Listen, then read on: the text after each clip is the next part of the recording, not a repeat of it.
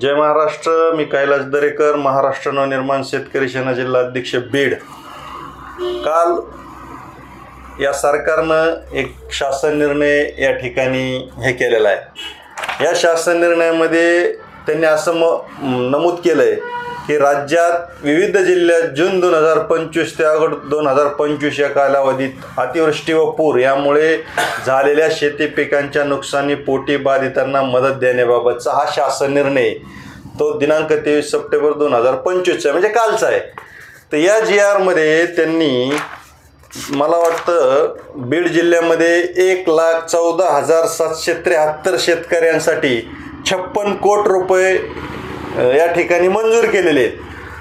जर आपण पाहिलं 1,14,773 शेतकऱ्यांना 56 कोटी भागिले जर केलं तर एका शेतकऱ्याला 4,879.19 रुपये या ठिकाणी ही मदत मिळणार आहे. पण या मदतीवर शेतकऱ्याचं जे काही नुकसान झालेलं आहे ते भरून येणार आहे का? तर नाही. कारण शेतकऱ्यांचं एवढं मोठं नुकसान झालेलं आहे की पुढच्या 10 वर्षसुद्धा ते नुकसान भरून येईल का नाही याची काही शाश्वती राहिलेली नाही. आणि हा शासन निर्णय जून 2025 ते ऑगस्ट 2025 या काळासाठीच आहे. मग सप्टेंबरमध्ये म्हणजे आत्ता 8-10 दिवसापासून जी अतिवृष्टी होती याच्यासाठी सरकार काय करणार आहे? याच्यासाठी सरकार हे अशीच तुटपुंजी मदत शेतकऱ्यांना तोंडाला पानं पुसणार आहे का एवढ्या ह्याच्यात शेतकऱ्यांचं आता परिस्थिती अशी, काहींची 5-5 एकर शेती मातीसहित खरडून निघून गेलेली आहे. पिकं तर राहिलेलेच नाही आहेत.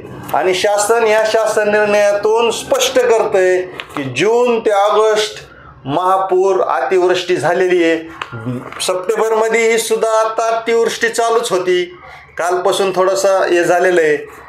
तर याला ही तुटपुंजी मदत काहीच कामाची नाही. हे शेतकऱ्यांचे डोळ्यातलं पाणी ही मदत पुसू शकत नाही आणि शेतकऱ्यांचा अंत हे सरकार पाहते. आता देवेंद्र फडणवीस साहेब म्हणतात की ओला दुष्काळ म्हणजे एक शब्दातली टर्म आहे, काय ट्रम का काय आहे ते म्हणतात, बोली भाषेतली टर्म आहे ओला दुष्काळ म्हणजे. तर फडणवीस साहेबांना आमची विनंती आहे की तुम्ही या बोली भाषेतली टर्म या ठिकाणी मान्य करावी आणि मराठवाड्यासह महाराष्ट्र ओला दुष्काळ जाहीर करावा. नाही तर तुम्ही हे जे आता ढोंग लावलंय या ठिकाणी पूरग्रस्तांची पाहणी, त्या ठिकाणी जाऊन पाहणी, बांधावर जाऊन पाहणी, हे जे ढोंग चाललेलं आहे हे बंद केलं पाहिजे. आणि जे आमदार ज्या ठिकाणी जाऊन हे असे ढोंगीपणा करतायत हे सुद्धा बंद झालं पाहिजे. हे शेतकऱ्यांना या ठिकाणी फसवतायत. ज्यांच्या हातामध्ये सत्ता आहे त्यांनी अधिवेशन 1 दिवसाचं बोलवायला पाहिजे आणि त्या अधिवेशनामध्ये मांडायला पाहिजेत शेतकऱ्यांच्या व्यथा.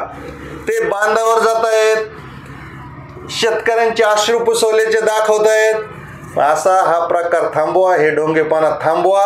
आणि 288 आमदारांना या माध्यमातून विनंती आहे की त्यांनी या ठिकाणी ओला दुष्काळ जाहीर करण्यासाठी मुख्यमंत्र्यांना त्यांच्या पद्धतीने जे काही प्रेशर आणायचं आहे, जे काही वस्तुस्थिती त्यांना दाखवायची ती दाखवली पाहिजे, हीच आमची विनंती आहे. आणि या ठिकाणी मराठवाड्यासह महाराष्ट्रामध्ये ओला दुष्काळ जाहीर झाला पाहिजे आणि शेतकऱ्यांना तात्काळ या ठिकाणी मदत झाली पाहिजे.